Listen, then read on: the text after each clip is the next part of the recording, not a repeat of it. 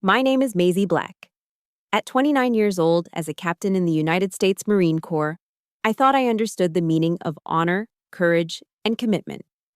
But at the polished dining table in the very San Diego home I grew up in, those values meant nothing. Tonight at the dinner party meant to honor my sister, Sam. My mother looked at me with a cold, analytical gaze. You know, she said, her voice crystal clear for everyone to hear, if you'd focused on a real career instead of this playing soldier thing, you might have something to show for yourself by now. Honestly, Maisie, you're not half the woman your sister is. The words landed like a sledgehammer, stealing the air from the room. I took a slow, deep breath, the same measured technique I'd used under enemy fire. They had no idea that my game of playing soldier had been paying the mortgage on this house for the last 4 years, and I had the receipts for every single cent. If you have ever poured your blood, sweat, and tears into something only to be treated like a disappointment, let me know where you're from in the comments. Hit that like button and subscribe because you are about to witness a takedown they never saw coming. The house was a stage, and tonight, the spotlight was entirely on my sister, Sam. Our family's suburban San Diego home was flooded with warm, expensive lighting and the kind of laughter that sounds too bright to be real. It was a performance, and I was merely a prop.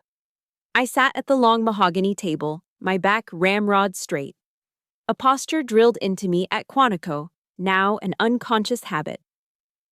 My evening dress felt like a costume, a poor disguise for the soldier underneath. My father, Charles, stood at the head of the table, tapping his champagne flute with a manicured nail. The crystal chimed, silencing the manufactured chatter. "A toast," he announced, his voice booming with a pride he reserved exclusively for his firstborn. "To my daughter, Sam. Not only has she made partner, but she is officially the youngest associate in the history of her firm." A chorus of "Hear, hear," and polite applause rippled through the room. I watched Sam, her smile perfectly modest as she basked in the glow of adoration. I loved my sister, I truly did. But in this house, her light always cast me in shadow. I tried to join the chorus, to be part of the celebration. She always had incredible leadership skills, I offered, my voice clear and measured. Even back in college, she could organize any project, motivate anyone. My words drifted into the air and vanished. It was as if I hadn't spoken at all.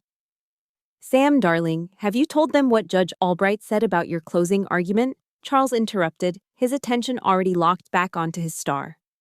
Just like that, the spotlight swiveled back, and I was once again invisible. I felt a familiar, dull ache settle in my chest. I wasn't a daughter here. I was a placeholder, a piece of furniture arranged to make the room look full. A soldier in civilian clothes with no rank and no role on this particular battlefield. The rest of the dinner was a masterclass in subtle dismissals, a series of invisible wounds that bled internally. My mother, Elaine, drifted around the table, a queen surveying her court. She didn't ask about my recent deployment or the commendation I'd received. Her interactions with me were purely transactional. "Maisie, pass the roasted potatoes," she commanded without making eye contact, her focus on a cousin sitting across from me. Later, I made another attempt to connect, to share a piece of my world. "We just implemented a new logistics system I helped design," I started, trying to explain a genuine professional achievement. "It streamlined supply chain management in theater by almost 20%. It's a real game changer." "Oh, that's interesting, dear," Elaine said, her smile as thin as a razor's edge. Before I could say another word, she turned to our Aunt Carol. "Did you hear? Sam's firm is already considering her for a senior partnership position. They've never done that so quickly." My throat tightened. The words caught behind a wall of frustration. I commanded Marines. I was responsible for the lives of men and women, for millions of dollars in government assets. I made decisions that had real, tangible consequences. But in this room, my accomplishments were less interesting than idle gossip. Here, I wasn't a captain. I was just Sam's less successful younger sister. The final assault came disguised as motherly concern. As dessert, a ridiculously ornate tiramisu was served. Elaine fixed her cold, analytical gaze on me. It was the same look she used when spotting a scuff on her Italian leather shoes. You know, Maisie, she began, her voice dropping into a tone of what she called helpful advice. If you'd focused on a real career instead of this playing soldier thing, you might have something to show for yourself by now. Playing soldier. The phrase echoed in the sudden quiet. She made my life's work, the uniform I wore with honor, the sacrifices I'd made, sound like a child's game. My jaw tightened, but my voice remained steady. A feat of discipline that cost me everything. I serve my country, Mom. Elaine let out a long, theatrical sigh and exchanged a knowing, pitying look with my father. Service is a noble thing, dear, she said, patting my hand as if I were a simple-minded child. But it isn't success, is it? She gestured vaguely towards Sam, who was now engaged in an animated conversation about real estate in La Jolla. It doesn't build anything. And then, she delivered the kill shot. She leaned in slightly, her voice just loud enough for the entire table to hear. A public execution of my worth. Honestly, Maisie, you're not half the woman your sister is. The room went dead silent. The clinking of silverware stopped. Laughter died in people's throats. The invisible bullet had found its mark, piercing straight through the armor of my training, my rank, my pride. It struck the very core of who I was. For a split second, the pain was so sharp, so absolute, that I thought I might break. But in that crushing silence, something else took over. The iron discipline of the Marine Corps, forged in the crucible of Paris Island and hardened by years of service, won out over the hurt. A switch flipped inside me. 4 years of silent sacrifice. 4 years of wiring my paycheck home to cover their emergencies. 4 years of being invisible, of being their secret, shameful safety net.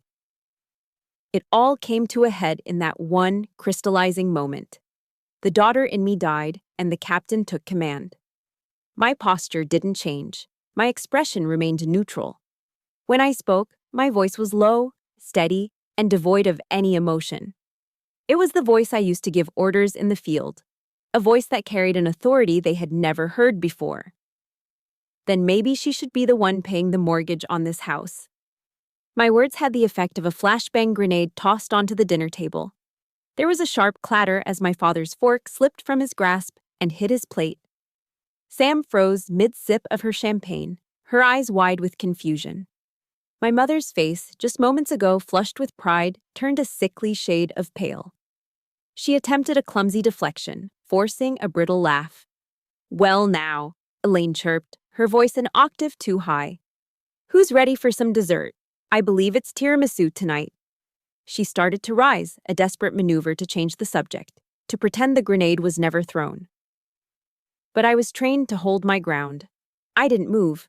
I didn't even blink. "No," I said. The word was quiet, but it carried the unmistakable authority of a commanding officer. It cut through her false cheer and nailed her back to her seat. The air crackled with a tension so thick you could taste it. My father, Charles, finally found his voice, sputtering with indignation. "Mortgage? What on earth are you talking about? We refinanced years ago. The house is perfectly secure." He was trying to project confidence, but a tremor in his hand betrayed his panic.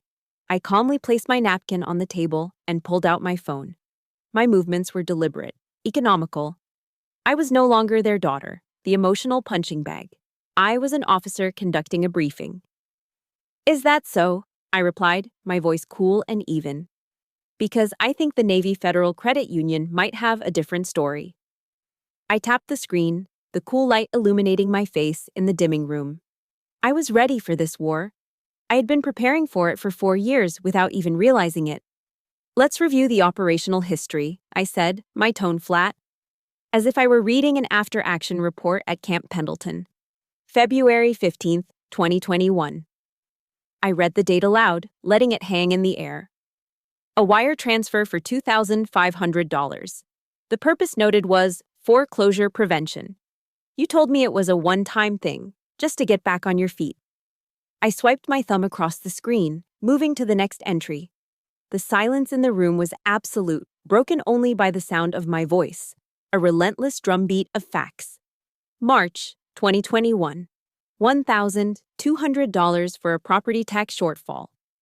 April, 1,800 for an unexpected plumbing disaster. May, 2,400 for a roof repair. Month after month. For 4 years. Each entry was a nail in the coffin of their perfect family facade. Each number was an undeniable testament to their lies. Elaine made another move to escape, pushing her chair back violently. I will not sit here and be insulted. Leaving the table doesn't make the truth disappear, ma'am, I called after her, my use of the formal address a deliberate blade. She froze halfway to the kitchen. My father tried a different tactic, attempting to sound reasonable, paternal. Maisie, there were some temporary setbacks. Every business has them. 4 years isn't temporary, Dad. I cut him off, my gaze unwavering. That's a sustained campaign. Then I turned my attention to my sister. Sam looked utterly horrified, her face a mask of disbelief as she looked from me to our parents and back again. The perfect world she inhabited was crumbling around her. Sam, I asked, my voice softening just a fraction. While you were building your empire in LA, winning cases and making partner, did you have any idea who was keeping the roof over this house? She shook her head slowly, her words barely a whisper. No. Mom and Dad said. They said they were sending you money. Her eyes filled with a dawning, sickening understanding. They told me that military pay wasn't enough to live on, that you were struggling. A laugh escaped my lips. It wasn't a sound of humor. It was a dry, bitter, rattling sound, the noise of a final illusion shattering into a million pieces. This was the ultimate deception. It wasn't enough for them to exploit me. They had to assassinate my character behind my back, painting me as a failure and a charity case to the one person whose respect I might have still craved. They had made me pathetic in my sister's eyes. They said that? I asked, my voice dropping to an icy whisper. What a touching story. My mother, cornered and exposed, turned back from the doorway.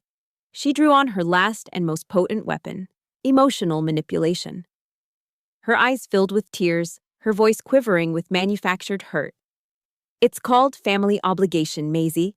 You do what you have to do for family. But the guilt she had weaponized for years was now useless. I was immune. I wasn't family, I stated, the words cold and hard as granite. I was a contingency fund, an emergency line of credit with a heartbeat. The room was silent again, the remaining guests looking anywhere but at the wreckage of the Black family. It was Sam who broke the spell. She had processed the shock, and the lawyer in her took over, seeking the bottom line. How much, Maisie? She asked, her voice trembling but clear. What's the total? I finally looked away from my parents. I swept my gaze across the entire table, meeting the eyes of every aunt, every uncle, every cousin who had ever looked at me with that same subtle pity. I let them all see me, really see me, for the first time. Then I looked straight at my mother and father. I said the number. $84,000. A collective gasp went through the room. The number was obscene, incomprehensible. It was more than a number. It was a verdict. It was the price of their lies, the cost of their lifestyle, the weight of their betrayal. My father sank back into his chair as if he'd been physically struck. 84,000, I repeated, letting the words sink in, letting every single person in that room feel their impact. That was my down payment on a house with a VA loan. That was my transition fund for when I re-entered civilian life. That was the future you stole from me, piece by piece, month by month. A profound, suffocating silence descended upon the room. The party was over. The perfect image was shattered beyond repair. The truth was out, ugly and undeniable. And for the first time in a very, very long time, I felt free. $84,000. The number didn't just appear overnight. It was a debt accumulated not through loans or bad investments, but through 1,000 cuts of loyalty, guilt, and a daughter's misguided sense of duty. The campaign against my future began 4 years ago, not on a battlefield, but in the sterile quiet of my barracks room at Camp Pendleton. It was 2 a.m. I remember the smell of gun oil, sharp and metallic, as I meticulously cleaned my M4 service rifle after a grueling week of field exercises. My muscles ached, my mind was exhausted. But the methodical ritual of breaking down and reassembling my weapon was calming. It was order. It was control. Everything my family life was not. Then my phone buzzed, vibrating against the cold steel of my footlocker. It was my mother. A call at 200 from home could only mean one thing: an emergency. I was right. Her voice came through the line, not with the usual passive-aggressive undertones, but in a full-blown, panicked sob. "They're going to take the house, Maisie," she wailed, each word cracking with manufactured despair. "Your father, his business. It's all gone. We're going to lose everything." She was a masterful actress. She painted a vivid, horrifying picture of ruin and public shame: the foreclosure sign on the lawn, the humiliation in front of the neighbors, the specter of homelessness. She didn't just ask for help, she appealed to my core identity. She invoked the image of the soldier, the protector. It wasn't about money, it was about saving the family home, the repository of every childhood memory I held dear. "We just need $2,500 to keep the bank at bay," she pleaded, her voice dropping to a conspiratorial whisper. "Just this once. I promise we'll pay you back as soon as things turn around. Just this once." The four most expensive words I would ever hear. Sitting there, surrounded by the rigid discipline of my military life, I thought of that house. I thought of the scratch on the hardwood floor where I fell off my bike, the faded height chart marked in pencil on the kitchen doorframe. I was a Marine, trained to act decisively in a crisis. This felt like a crisis. So, I opened my laptop, the glow of the screen pushing back the darkness, and I wired the money. I had saved the house. I had done my duty. But just this once quickly became a familiar refrain. The next month, it was an unexpected tax bill from the IRS. The month after that, the transmission on my dad's car suddenly failed. Each call was a new performance, a new 5-act play of desperation and drama. The emotional weight of these calls began to wear me down. I grew tired of the theatrics, the carefully crafted stories, the constant state of manufactured crisis. So, by the 6th month, to save myself from the exhausting cycle of tear-filled phone calls, I did what a logistics officer does. I streamlined the process. I went into my military pay portal and set up a recurring allotment. It was a simple, automated deduction from my paycheck that went directly into their bank account. I had systemized my own exploitation. I had turned my financial bleed-out into a standard operating procedure, all for the illusion of peace. But that peace came at a steep price. My price. I watched younger Marines, fresh out of boot camp, use their VA loans to buy their first homes in Southern California before the market went completely insane. I saw the flyers for advanced career courses, specialized training in logistics and operations management that I had to turn down because I couldn't afford the travel and lodging costs. My own strategic goals were being sacrificed for their tactical emergencies. The irony was a bitter pill I swallowed daily. While my friends, my fellow Marines, went out for beers and tacos in Oceanside, I'd be in my room, quietly eating instant ramen, calculating if I had enough left over for gas until the next payday. And then I would scroll through Facebook, and the truest, most painful form of irony would slap me across the face.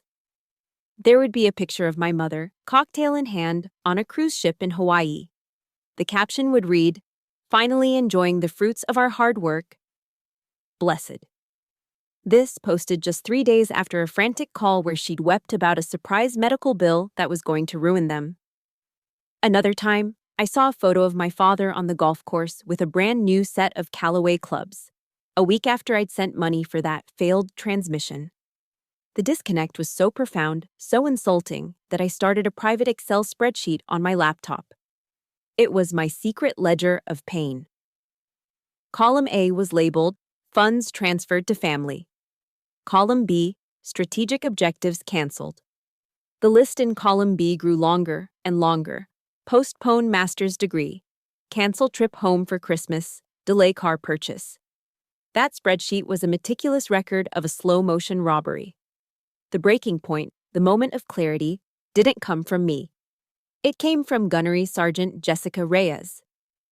Gunny Reyes was a force of nature, a woman carved from granite with 15 years of service under her belt. She had eyes that could see through steel, and she started noticing that her captain was getting thinner, quieter, and perpetually stressed. One Friday evening, at a small divey bar just outside the base, she cornered me.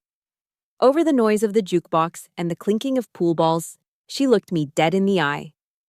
"Spill it, Captain," she said, not as a request, but as an order. For the first time, I did. The whole, sordid, 4-year story came pouring out of me. She listened without interruption, her expression unreadable. When I finished, she took a long sip of her beer, set the bottle down with a decisive thud, and leaned forward. "Captain," she said, her voice completely devoid of judgment, "with all due respect, you cannot lie on a grenade to keep other people warm.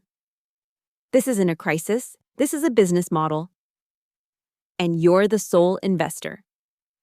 That night, back in her office, she made me log into my bank account. We went through the records, line by line, adding it all up. My hands started to shake as the number on the calculator grew.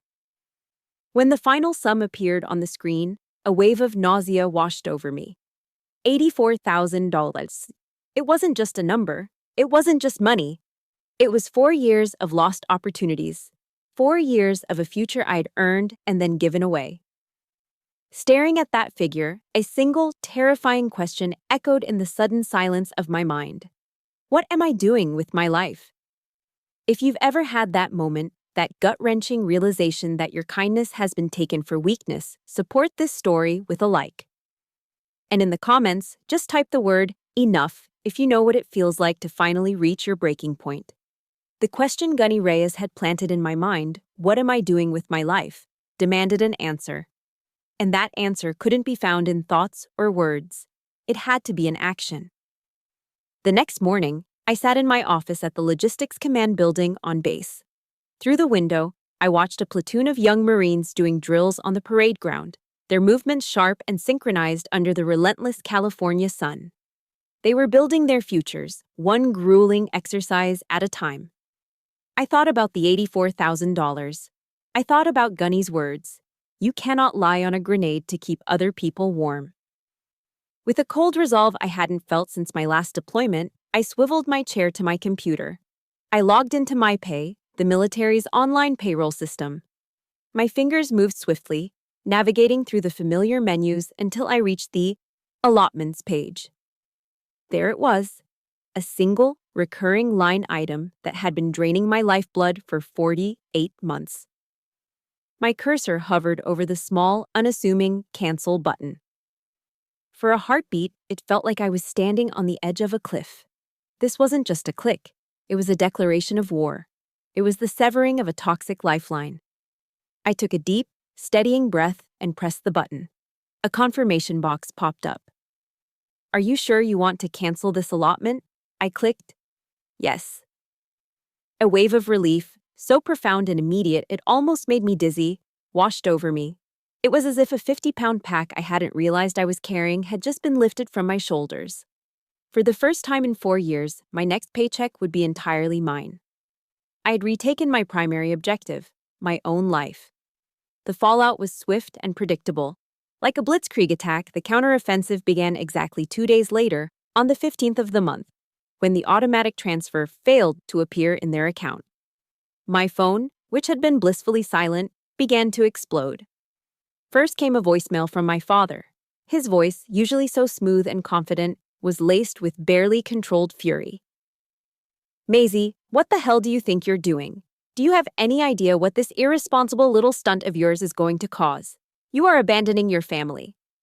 I didn't listen to the rest. I deleted the message, then I blocked his number. Next came the barrage from my mother.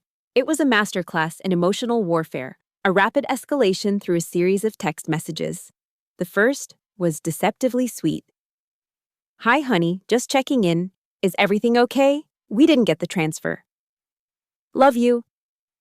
When I didn't respond, the tone shifted to frantic worry, then to tearful guilt-tripping, and finally to venomous accusation. "After everything we've done for you, this is how you repay us? You are a cold, selfish girl, Maisie. You have no heart." I blocked her number, too. My silence became my new weapon, a fortified wall they couldn't breach. They had spent years conditioning me to react to their every emotional whim. My refusal to engage was a strategic maneuver they had never anticipated. But when direct fire failed, Charles and Elaine deployed their psychological warfare unit, the Flying Monkeys. My extended family. My Aunt Carol called, her voice thick with tears, sobbing about how devastated my parents were, how I was breaking their hearts. "Your mother can't even get out of bed, Maisie," she cried. "How could you be so cruel?" Then came a long, sanctimonious email from my Uncle Robert, lecturing me on the meaning of family duty and honor. He twisted the very values the Marine Corps had taught me, trying to use them against me. He painted me as a rogue agent, a disgrace to the family name. I showed the email to Gunny Reyes. She scanned it, took a sip of her coffee, and snorted. "Classic psyops," she said. "They're trying to isolate you, make you think you're the crazy one. Hold the line, Captain. Don't let them breach your defenses." Her words solidified my resolve. I drafted a single, polite, and impenetrable response. I copied and pasted it to every incoming text and email from a relative. "This is a private matter between me and my parents. Thank you for your concern." It was the civilian equivalent of no comment. It gave them nothing to argue with, nothing to twist. The final escalation came on a Sunday evening. I was in my small, rented apartment in Carlsbad, trying to find some peace in a book, when a frantic, angry banging rattled my front door. Not a knock, a banging. My heart leaped into my throat.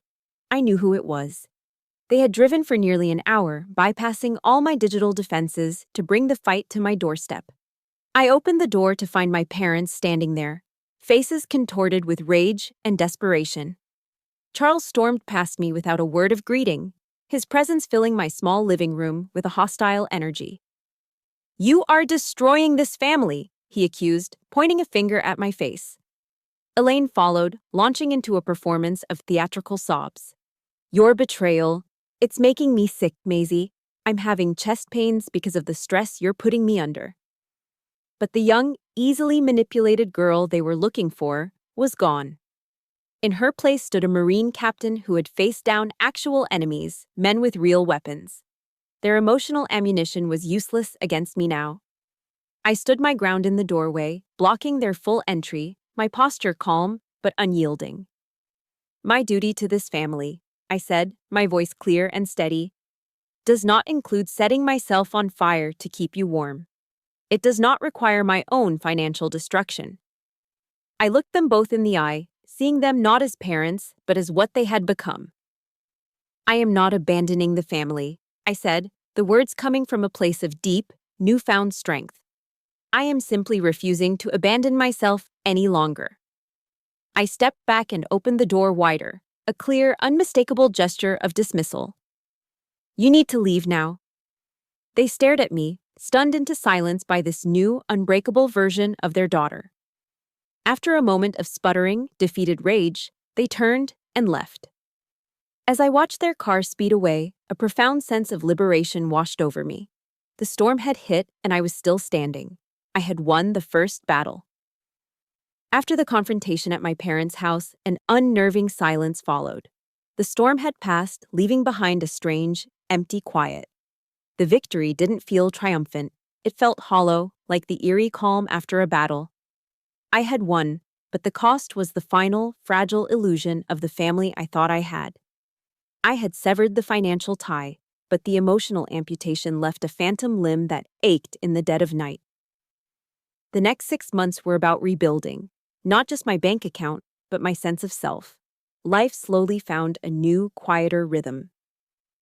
The first sign of this new chapter came during a formal promotion ceremony on base. Standing at attention, I felt a familiar mix of pride and anxiety as my commanding officer, a stern but fair colonel, prepared to pin the gold oak leaf insignia of a major onto my uniform. He read the official citation, his voice echoing across the parade ground, listing my accomplishments in logistics, my leadership during deployments, my dedication to the Corps. It was a formal, impersonal speech, but the words felt solid, real. After pinning the rank on my shoulders, he shook my hand firmly. Leaning in slightly, He lowered his voice so only I could hear. "We're proud of you, Major," he said, his eyes meeting mine with genuine respect, both in and out of uniform. That simple, quiet acknowledgement, spoken from a man whose respect was earned, not given, landed with more weight than any hollow praise I'd ever heard in my parents' home. It was a validation based on merit, not manipulation. That day, I walked off the parade ground feeling taller. I started rebuilding my savings, meeting with a financial advisor on base who specialized in military transitions. And for the first time, I felt like I was actually charting my own course, not just plugging holes in a sinking ship. My true support network, my chosen family, solidified around me. Gunny Reyes and the Marines in my immediate unit, who had pieced together the story through barracks gossip and their own sharp observations, closed ranks. They didn't offer pity, they offered solidarity. One Saturday, they ambushed me with a surprise promotion party. I drove down to the fire pits at Del Mar Beach, expecting a quiet afternoon, and found them all there. They had strung up a huge, hand-painted banner between two palm trees. In messy block letters, it read, "Congrats, Major Black, our family." The smell of barbecue, hot dogs and burgers sizzling on the grill, mingled with the salty air. Kids were running around, music was playing from a portable speaker, and the vibe was nothing like the tense, performative atmosphere of my parents' parties. This was real. This was easy. Gunny Reyes threw a heavy arm over my shoulder, handing me a cold beer. "In the Corps," she said, her voice gruff but warm, her gaze fixed on the waves crashing on the shore. "We never let one of our own fight alone, not overseas, and damn sure not at home." Standing there, surrounded by the sound of the Pacific Ocean and the easy laughter of my comrades, I felt a sense of belonging that had eluded me my entire life.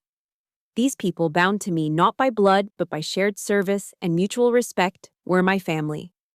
This was a family built on honor. The final piece of the healing process came from the most unexpected place. One evening, my phone rang with an unfamiliar Los Angeles area code. I almost let it go to voicemail, but something made me answer. "Maisie?" The voice on the other end was hesitant, fragile. It was Sam. There was a long, awkward silence. "Hi, Sam," I finally said, my voice neutral. "Maisie, I'm so sorry," she stammered, and the words sounded like they were being torn from her. "I've been doing a lot of thinking since that night. I talked to Dad. I pushed him. He admitted it. He admitted everything. She told me how, after I'd left the disastrous dinner party, she had confronted them. It wasn't easy. There were denials, accusations, and tears, my mother's specialty. But Sam, the tenacious lawyer, had pinned them down with relentless questions until the truth unraveled. I was so blind, Sam confessed, her voice thick with shame. I was so wrapped up in my own success, so busy being the golden child, that I never stopped to look at what they were doing to you. I'm sorry I believed their lies. I'm sorry I wasn't a sister to you." Her apology, though painfully late, began to melt a wall of ice around my heart that I didn't even know was there. It couldn't erase 4 years of pain, but it was a start. It was the first brick in a bridge I never thought could be rebuilt. We talked for over an hour, the first real conversation we'd had in years. It was halting and difficult, but it was honest, and in that honesty, I felt a flicker of hope. Then, just as we were about to hang up, she dropped the bomb. It was unintentional.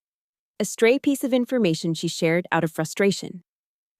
"They just don't change, Maisie," she said with an exasperated sigh. "Can you believe this? They're planning a big family appreciation dinner. They've invited the whole extended family again. And you know what the theme is?" I waited, a cold dread beginning to creep up my spine. It's to honor Sam for saving the family home. The line went quiet. I couldn't speak.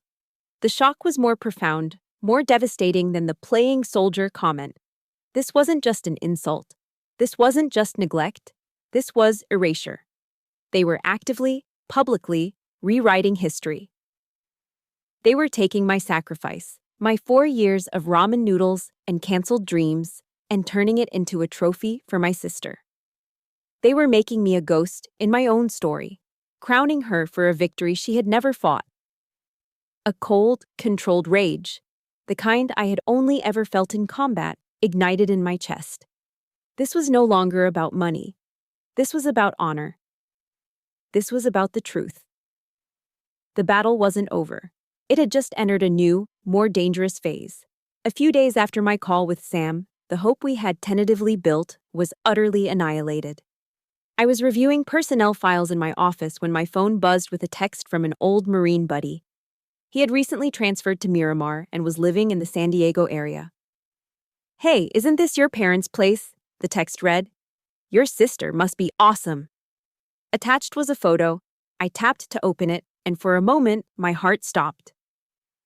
The image was of my childhood home, the familiar stucco walls and manicured lawn I'd fought to save. But stretched across the front of the house, tied to the pillars of the porch, was a massive, garish vinyl banner. The kind you see at a grand opening for a car dealership. The letters, printed in bold white against a royal blue background, were impossible to miss. "Congratulations, Sam, for saving the family home." I stared at the picture, the phone growing cold in my hand. The rage that ignited inside me wasn't hot and chaotic. It was ice. It was a cold, sharp, crystalline fury that brought with it a terrifying clarity. They had done the unthinkable. They had taken their private lie and turned it into a public monument. They had erected a statue to their deception on the very foundation of my sacrifice. This wasn't just an insult anymore. This was a public execution of the truth. But I didn't crumble. I didn't cry. The daughter in me was long gone. Major Black took over. I went into operational mode. I swiveled to my government-issued laptop and began what the military calls intelligence gathering. This was no longer a messy family dispute. It was a fact-finding mission. The objective? To build an irrefutable case. I logged into my Navy Federal Credit Union account and began the tedious process of downloading 4 years of bank statements. With each click, another piece of the puzzle fell into place. The printer in my office whirred to life, spitting out page after page of my financial history. A paper trail of their deception. Next, I scrolled through years of text messages. I took screenshots of every desperate plea from my mother, every hollow promise of repayment, every guilt-laced manipulation. The water heater exploded. "We need $800 by tomorrow." Followed a week later by a photo she'd sent me of her new designer handbag. I saved every email, every digital breadcrumb. I didn't just collect the data, I organized it. I arranged everything chronologically in a secure folder, creating a damning timeline of their 4-year campaign of financial and emotional exploitation. This wasn't a collection of bitter memories anymore. It was an evidence locker. This wasn't about hurt feelings. This was an investigation. I was no longer a wounded daughter. I was an officer preparing an after-action review, and I was going to deliver it with brutal precision. As I was compiling the final documents, my phone rang. It was Sam again, her voice frantic and laced with outrage. "Maisie, I swear I knew nothing about that banner," she burst out, not even waiting for me to say hello. "I just saw it on Aunt Carol's Facebook page." She posted a picture of it with the caption, "So proud of my niece, Sam." I feel sick. I called Mom and Dad, and they tried to gaslight me, saying it was just a small misunderstanding. She took a ragged breath. "They're telling everyone that I gave them a huge lump sum to pay off all their debts. They're using my name, my career, to sell this lie. Maisie, they're making me an accomplice." The shame and anger in her voice were palpable. She had been used too, just in a different way. In that moment, a decision formed in my mind, cold and absolute. I was no longer on the defensive.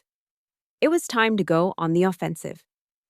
"Don't do anything, Sam," I said, my voice eerily calm. "Don't call them. Don't post anything. Just act normal." "What?" "Maisie, I have to." "No," I interrupted, the command in my tone stopping her cold. "I'm coming to San Diego. This weekend, I'm going to that party." A beat of stunned silence. "Are you sure?" she finally asked, her voice a whisper. "I've never been more sure of anything in my life," I replied. The moment I hung up, I was on the airline website, booking a one-way flight from John Wayne Airport to San Diego. I packed a single carry-on bag. I didn't pack an evening gown or party clothes. Instead, I carefully selected my most formidable power suit, a sharp charcoal gray blazer and matching trousers that I privately referred to as my civilian dress blues. It was my uniform for this new kind of war. My leather briefcase didn't contain personal items. It held my laptop, a portable printer, and a thick file folder meticulously organized and tabbed. It was an arsenal of facts. As I sat on the plane, watching the sprawling suburbs of Southern California glide by beneath the clouds, I felt no fear. There was no anxiety, no nervous knot in my stomach. There was only a profound and total clarity. This was my mission. I wasn't flying home as a victim seeking pity or an apology. I wasn't the broken daughter looking for a moment of reconciliation. I was returning as Major Maisie Black of the United States Marine Corps. And I was on my way to enforce a non-negotiable code of conduct and restore order based on the one value that had been trampled and discarded: the truth. If you've ever had to gather your own evidence just to prove you weren't crazy, hit that like button. And tell me in the comments, just one word, what weapon you would bring to a fight for your own truth: facts or feelings.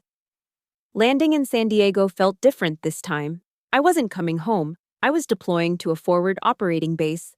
I bypassed the familiar route to my parents' neighborhood and instead checked into a nondescript business hotel in the heart of downtown. My room, with its neutral colors and anonymous efficiency, immediately became my command center. There was no time to waste. I didn't unpack my clothes, I unpacked my mission. I connected my laptop to the room's large flat-screen TV via an HDMI cable, turning it into a massive monitor for reviewing my intelligence. The evidence I'd gathered, bank statements, screenshots, emails, was no longer a chaotic collection of painful memories. It was raw data, and my job was to refine it into an undeniable narrative, a prosecutorial argument. I knew I couldn't walk into that party and just start yelling. An emotional outburst would be dismissed as hysteria. I had to be colder, more methodical. I had to present my case with the unimpeachable logic of an officer briefing a general. My feelings were irrelevant. The facts were everything. I spent the entire afternoon building my weapon. It wasn't a rifle, it was a PowerPoint presentation. This was my battlefield, and slides were my ammunition. I created a title slide, the text stark and official against a plain black background. Operation Family Support, a 48-month financial after-action review, presented by Major Maisie Black. Each slide was constructed with the precision of an intelligence analyst. I didn't just list numbers, I visualized them. One slide featured a bar graph starkly illustrating the escalating payment amounts over time, showing how a one-time request had metastasized into a chronic dependency. Another slide was a communications log, featuring a timeline of my mother's increasingly frantic text messages, their emotional content starkly at odds with their financial demands. Before finalizing the presentation, I made a call. Not to a friend, but to a contact at the base's legal services office, the JAG Corps. I didn't need to sue. I needed to be precise. I spent 20 minutes on the phone with a sharp young Navy lawyer, clarifying the language I should use. I wasn't accusing them of a crime, but I wanted my words to have the weight of legal accuracy. We discussed terms like financial records, verbal commitments, and patterns of solicitation. The consultation armed me with a new layer of authority. The deadliest slide, the one I spent the most time on, I titled Discrepancy Analysis. It was a simple 2-column layout. On the left, I pasted screenshots of their desperate pleas for money. The property tax is due Friday. We're short $200. The car needs a new engine. It's a disaster. We can't afford groceries this week, Maisie. On the right, directly parallel to each plea, I pasted the corresponding evidence from their social media. Next to the property tax plea was a photo of my mother's new Tory Burch sandals, posted the same weekend. Next to the broken-down car was a shot of my father at a Chargers game in a corporate box. And next to the claim that they couldn't afford groceries was a picture of them dining at Mr. A's, one of San Diego's most expensive restaurants, with the city lights twinkling below. It was a devastating, irrefutable diptych of their lies. Late that afternoon, there was a soft knock on the door. It was Sam. It was the first time we had seen each other in person in months, and the air was thick with unspoken history. There was no awkward hug. Her lawyer's eyes immediately went to the TV screen, where my discrepancy analysis slide was displayed. She took a sharp breath, her face hardening. "My God," she whispered, shaking her head. "They won't know what hit them." She became my strategic counsel. For the next hour, we were no longer sisters caught in a family drama. We were a legal team preparing for a hearing. She paced the hotel room, firing off suggestions with the rapid precision of a litigator. "Don't call them Mom and Dad during the presentation," she advised, her tone sharp. "Refer to them by their names, Charles and Elaine. It creates a professional and emotional distance. It signals that you are no longer operating as their child." She pulled out her phone and went through the guest list for the party, confirming who would be there. She helped me identify potential allies, like our Aunt Judith, my father's older sister, a stern, no-nonsense woman who valued integrity above all else. We also flagged the inevitable loyalists who would defend my parents no matter what. We were mapping the terrain, assessing the loyalties. We were a united front, an alliance forged in the crucible of truth. That evening, after Sam left, I didn't go out. The city buzzed with life below my window. But my world had narrowed to this room, this mission. I ordered room service, a simple club sandwich, and a bottle of water. I performed my pre-battle rituals. I took out my black leather pumps and polished them until they shone, using the same circular motions I used on my military-issue combat boots. I meticulously pressed my charcoal gray suit, ensuring every crease was sharp, every line perfect. Each action was a meditation, a way of focusing my mind and steadying my nerves. I didn't need to rehearse the presentation again. The slides, the facts, the narrative. It was all seared into my memory. I stood before the full-length mirror next to the closet. I looked at my own reflection, not with criticism or doubt, but with a quiet assessment. I didn't see the overlooked daughter. I didn't see the soldier on duty. I saw a whole person, a woman who had been broken down and rebuilt, stronger and more resilient than before. A woman ready to reclaim her own story. I took one last, slow, deep breath. It was time. I walked into the party like a soldier entering hostile territory. The living room was packed with the familiar faces of my extended family, a sea of relatives buzzing with cheerful, oblivious chatter. At the center of it all, holding court near the fireplace, were my parents, Charles and Elaine. They were radiant, soaking in the praise and congratulations meant for Sam. The air was thick with the scent of expensive perfume and the sound of clinking wine glasses. It was their perfect stage, and they were the stars. The moment they saw me, their smiles faltered for a fraction of a second before being plastered back on, wider and more artificial than before. "Maisie, darling, what a surprise. You came without telling us," Elaine exclaimed, rushing forward to envelop me in a cloud of Chanel No. 5. She reached for a hug, the classic maneuver to absorb me into the charade. I took a single, deliberate step back. It was a small movement, but it was a definitive rejection. Her arms fell awkwardly to her sides. "I came for the dedication," I said, my voice cool and even, loud enough for those nearby to hear. Ignoring her stunned expression, I walked directly to the large flat-screen TV mounted above the fireplace, the centerpiece of their stage. With calm, practiced movements, I opened my briefcase, took out my laptop and an HDMI cable, and began connecting it to the television. A subtle shift rippled through the room. Conversations nearest to me faltered. The background laughter seemed to dim as heads began to turn. A palpable tension began to seep into the festive atmosphere, a silent question mark hanging in the air. My father, oblivious or perhaps willfully ignorant, chose that moment to begin the main event. He raised his champagne flute high. "Friends, family," he began, his voice booming. "Tonight, we are here to honor someone truly special, someone whose success and generosity have saved this family." That was my cue. "Excuse me for interrupting," I said. My voice wasn't loud, but it was clear and resonant, cutting through his speech like a blade. Every eye in the room snapped to me. "Before the celebration begins, I would like to present a few facts. My father stared at me, his mouth slightly agape. Before he could object, I hit a key on my laptop. The TV screen flickered to life, bathing the silent room in a cold, digital glow. The title slide appeared, stark and unadorned. Operation Family Support, a 48-month financial after-action review. A dead silence fell over the room. You could have heard a pin drop on the plush carpet. My mother's face was a mask of horror. My father's was turning a dangerous shade of red. Ignoring them, I began. I clicked to the first slide. My voice was calm, methodical. The voice of an officer delivering a briefing. This operation commenced on February 15, 2021, and concluded 48 months later. I presented the data without emotion, without accusation. The bar graph showing the payments, the communications log with my mother's texts, the devastating side-by-side comparison of their pleas for help versus their luxurious social media posts. I didn't raise my voice. I didn't get angry.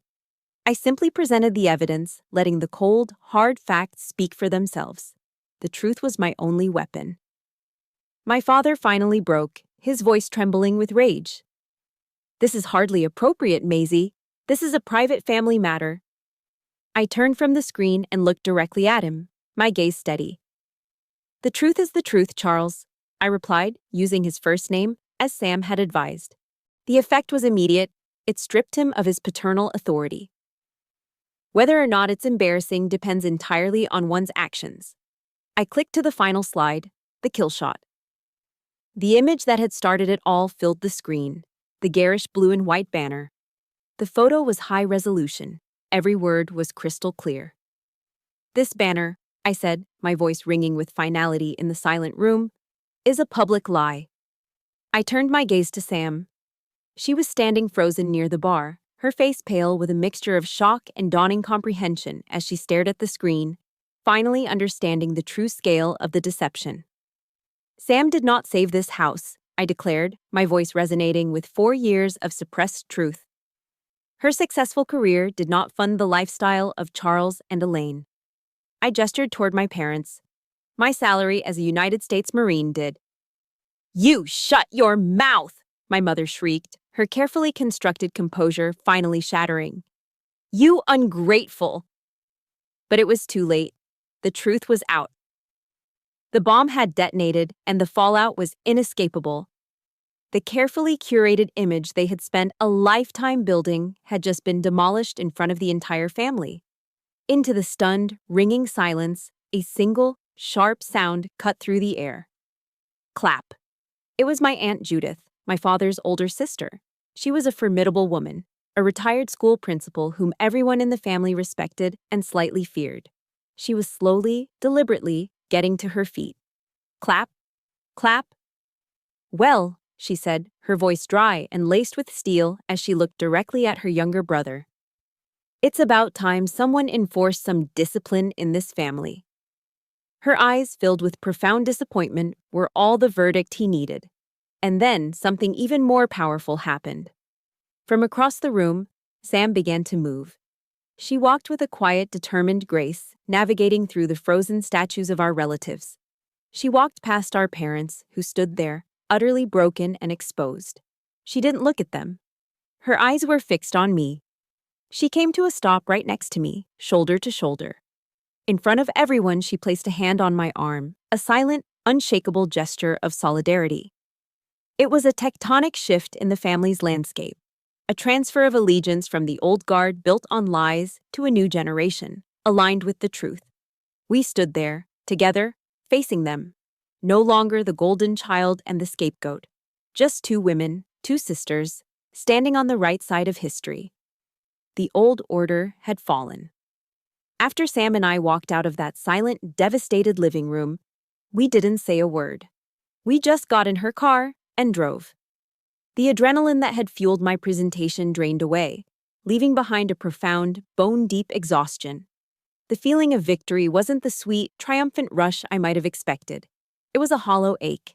It was the feeling a soldier gets after a long and brutal battle, a quiet, somber exhaustion.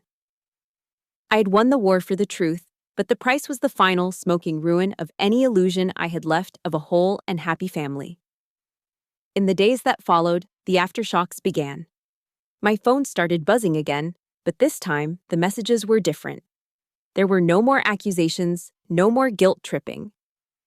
Instead, there were hesitant texts and voicemails from aunts, uncles, and cousins. "I'm so sorry, Maisie," one text from my aunt read. "We never knew."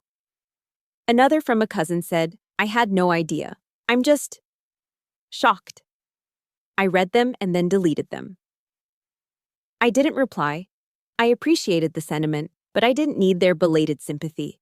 I didn't need to be validated by the same people who had silently watched me be invisible for years. More than anything, I just needed quiet. I needed to process the sheer scale of the crater I had created in the middle of my own life. A week later, while Sam and I were sitting at a small beachfront cafe in Encinitas, watching the surfers ride the waves, a different kind of aftershock arrived. It was an email, forwarded to me by Sam, from my parents' lawyer. It was formal, cold, and utterly clueless. It was an offer. As a gesture of reconciliation and goodwill, they were offering to compensate me for my past contributions by adding my name to the deed of the house. I read the email on my phone and let out a short, bitter laugh. I showed the screen to Sam. "They still don't get it," I said, shaking my head as I watched a pelican dive into the ocean. "After all of that, they still think this was about money. They think they can buy my silence, buy my loyalty, with a piece of paper. They thought they could solve a problem of the heart with a real estate transaction." Sam put her coffee cup down, her expression serious and her eyes full of a sincerity I hadn't seen since we were children. "Then, let me," she said quietly. "Let me pay you back, Maisie. All of it. The whole $84,000. I can liquidate some stocks. I can." I reached across the table and placed my hand over hers, stopping her. "No, Sam," I said gently. "I don't need it." She looked genuinely confused. "But that's your future. Your down payment, your transition fund. You said it yourself."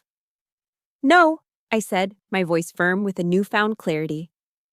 "My future is what I build for myself, starting now." I squeezed her hand. What I needed wasn't the money. I've been making my own way for years. I'll be fine. What I needed was for the truth to be heard. What I needed was for someone to stand with me. I looked her straight in the eye, letting her see the profound gratitude I felt. "And you gave me that, Sam. When you walked across that room and stood by my side. For me, that single act was worth more than $84,000. That was enough." Tears welled in her eyes, and in mine. For the first time, we weren't looking at each other through the distorted lens of parental favoritism and assigned roles. We were just two sisters, seeing each other for who we truly were, bound by a shared, painful truth and the tentative hope of a new beginning. That night, back in my quiet hotel room before my flight back to base, I knew there was one last thing I had to do. One final boundary to draw. I wasn't going to call them. A phone call would lead to arguments, tears, and more manipulation. This needed to be a final, definitive statement. I sat down and wrote a short, formal letter. Not to Mom and Dad, but to Charles and Elaine. I addressed it to their lawyer, ensuring the message would be delivered without any emotional filter. The letter was brief. "I have received your offer, and I decline it.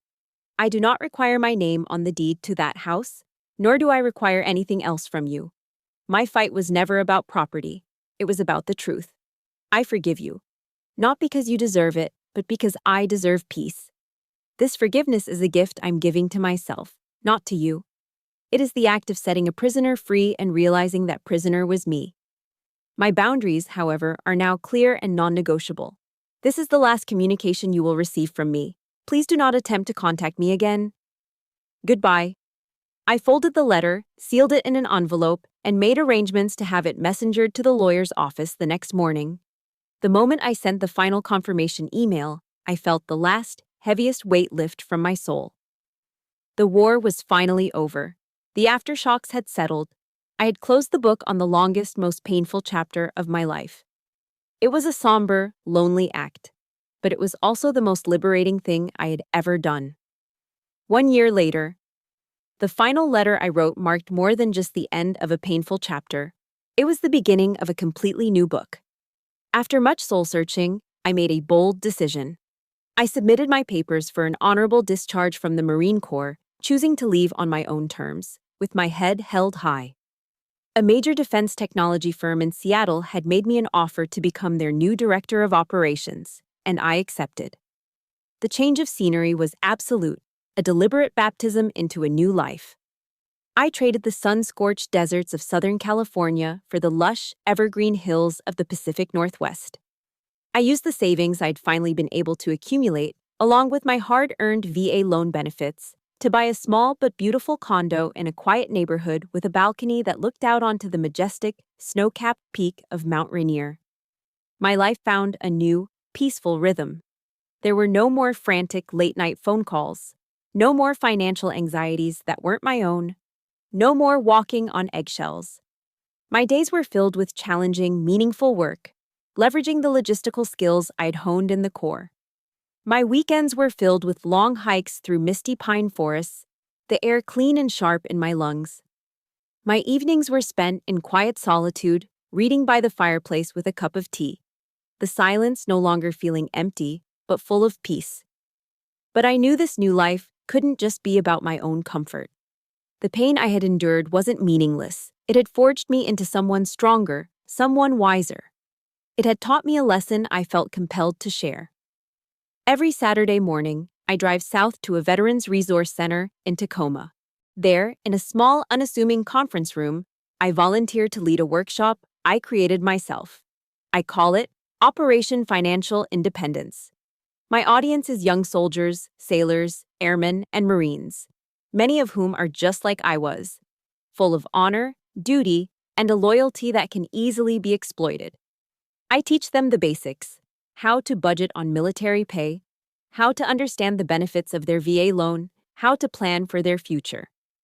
But the most important part of the workshop is the last module. It's the one I call Guarding Your Six, military slang for watching your back.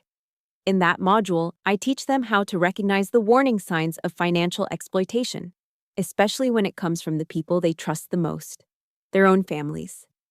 I give them the language to set firm, healthy boundaries. I share my own story, not with bitterness or anger, but with the calm strength of a survivor. I tell them that their duty to their family does not require them to sacrifice their own future. I tell them that a request for help and a demand for a blank check are two very different things. And I watch as a quiet understanding dawns in their eyes, the same understanding that took me years of pain to acquire. My deepest wound had become my greatest strength. My personal battle had become my public mission. My relationship with Sam, once a source of quiet resentment, has blossomed into the truest friendship of my life. She flies up from LA to visit almost every month. We hike the trails around Mount Rainier. We cook together in my small kitchen. We talk about everything and nothing. We have rebuilt our sisterhood on a new foundation, one of absolute honesty and mutual respect. She has become my closest friend, the ally I'd always wished for. We don't talk much about our parents. We don't need to. Their chapter is closed. Our future is ours to write, together. The story ends here, on a quiet Tuesday morning. I'm standing on my balcony, a warm mug of coffee in my hands. The air is crisp and clean, carrying the scent of pine and damp earth. I'm watching the first rays of dawn creep over the horizon, painting the snow-covered peak of Mount Rainier in shades of soft pink and brilliant gold. It's a new day, a self-made dawn. I step back inside, open a fresh journal, and on the first clean white page, I write the opening line to the next chapter of my life. Year 1 of a free life. I had fought many battles in my career as a Marine, but I had finally won the most important one, the battle for my own life, my own honor, and my own future. I was no longer a soldier following orders. I was the commanding officer of my own destiny. Finally, in the quiet peace of this new morning, I was truly home. Thank you for listening to my story. Watching this self-made dawn, I'm reminded that my battle, while personal, is not unique. This journey taught me that our true worth isn't determined by the family we're born into, but by the honor with which we build our own lives and the peace we fight to secure for ourselves. If my story resonated with you, I invite you to claim your own new beginning in the comments by simply writing, "My Dawn." For more stories about reclaiming your power, please subscribe to the channel and share this with someone who needs to hear they're not alone.